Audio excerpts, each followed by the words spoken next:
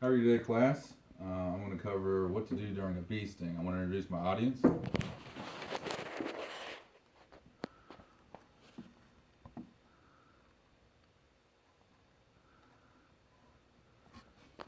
As well as myself.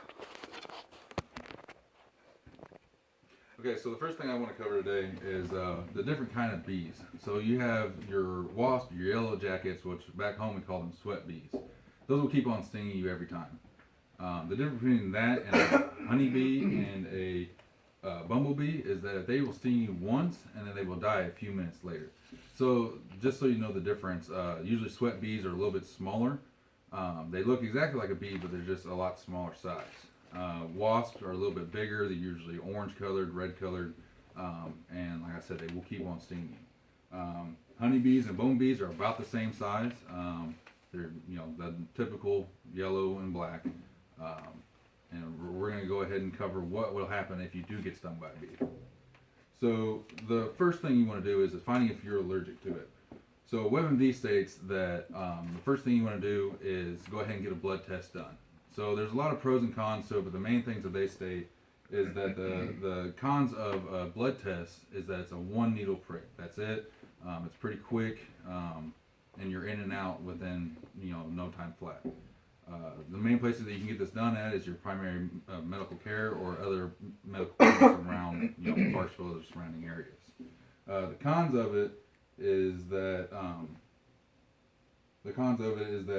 it's a little bit more expensive than a skin test, and it also takes a little bit longer. Instead of taking maybe just a couple hours or a few minutes, it takes several days to even weeks.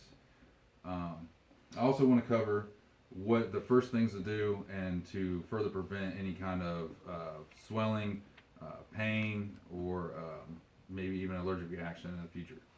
So that being said, the first thing you want to do right after you're being stung by a bee is go ahead and remove the stinger. So there's a lot of different ways you can remove a stinger. The main things that WebMD states that the typical types of remove stinger are tweezers. That's an automatic. A lot of people have this at home. Some people carry them in their vehicle. I know a lot of females do have this item quite often. It's definitely something to keep in your little go bag for camping, fishing, hunting, stuff like that, just in case you do get stung by a bee. Another thing is nail clippers.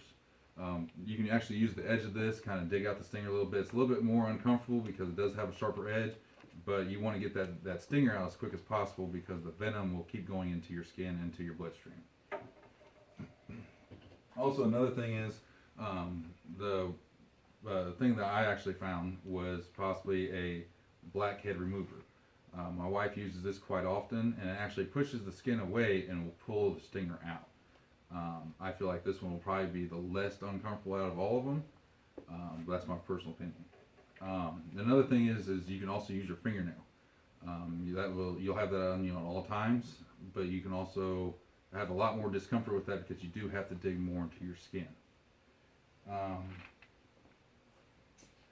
So the next thing is you want to do is different types of medication to go ahead and take care of that swelling, the itching, stuff like that. An EpiPen is very well known for being just for allergies. If you have a severe allergy or allergic reaction to a bee sting, a lot of people just reference the EpiPen as that way. You can also use an EpiPen if you aren't allergic. It's just an extra step that you can take as an extra precaution. Healthline also states several different home remedies. So different home remedies you have is aloe vera, lavender. There's also a baking soda water mix that you can do that you can leave on for about 15 minutes, and it will take the swelling, the redness, the itching, and stuff like that out of the sting itself. The over-the-counter medicine that you can also take is such things as ibuprofen, Tylenol, or over-the-counter pain reliever, and aspirin. Those are usually something typical that you do have in your home. I actually keep a lot of ibuprofen inside my truck for occasions such as these. Another thing that Lifehacker actually presented, that's something that I used when I was younger, being raised in the country, was a tobacco or chewing tobacco, cigarette. So I want to demonstrate the procedure of using that. And when you do use that, it brings the venom out and will relieve the itching and swellness. So the first thing you want to do is take your cigarette, and you want to go ahead and try to roll out a little bit of tobacco. You don't want too much where it's just kind of pouring all the way around, but you want it to, so you can compact it on the wound itself. Once you get enough of your tobacco, you want to go ahead and wet that. Now you can use water, you can use even hand sanitizer, and it kind of works as a two in one. After that, once you do get it into a more of a compact area, you can use your bandage, go ahead and place it over the wound, and it will start to relieve that within about 15 minutes or so. So that being said, anytime that you're out fishing, camping, hunting, anything like that in the outdoors, even if you're taking your kids to the park, bees are everywhere all around the United States. There's nothing that you can be too prepared for or not prepared for enough. With that being said, I think it'd be a smart thing to do to keep that in a go bag, especially if you have kids. We do carry a backpack for my kids pretty much everywhere we go, including restaurants to the playground, stuff like that. So put those items in there so that your kids can maybe have that possibly easier relief quicker instead of maybe have to go to the store and grab those things. That's pretty much all I have to say about bee stings. I'd like to show you my audience once again.